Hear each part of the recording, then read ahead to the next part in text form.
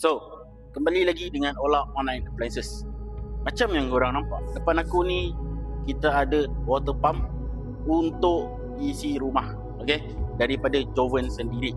Okey, macam yang korang nampak, kita ada JHP 230, okey, JHP 340, JHP 440 dan JHP 450. Paling besar yang kita ada dekat sini ini model dia, JHP 460. Okey, korang nampak Okey, so untuk water pump semua ni, okey, memang untuk isi rumah, bukannya untuk satu part. Okey, so macam yang korang nampak, okey, kita ada kecil, sederhana besar dan juga paling besar depan ni. Okey, ni adalah paling besar lah. Okey, menggunakan 3 pin plug. Okey, dia dah ada body, kompresor dia semua, dan juga yang paling aku suka benda ni, dia dah ada getah. Getah ni, so dia akan absorb, vibrate benda ni. Okey, alright.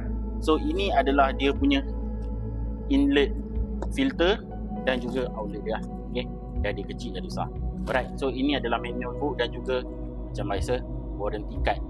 Alright, so warranty card ada, barang ada, dan juga water pump ni sendiri lah macam yang korang nampak.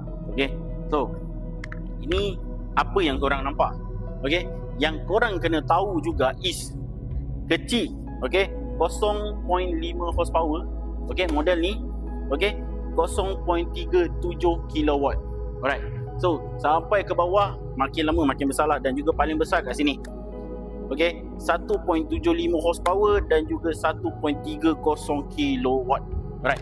So ini penggunaan dia, lagi banyak bilik, lagi besar yang korang kena ambil. Right. Yang paling besar kat sini aku boleh cakap 6 rain shower ataupun 6 bilik air 6 bilik air yang ini paling besar. Okey, yang sederhana 5 ke 6. Okey, yang sederhana kecil sedikit 4 hingga 5. Okey, untuk JHP 440 silap. Yang ini 2 ke 3, dan last sekali paling kecil 1 hingga 2 bilik air.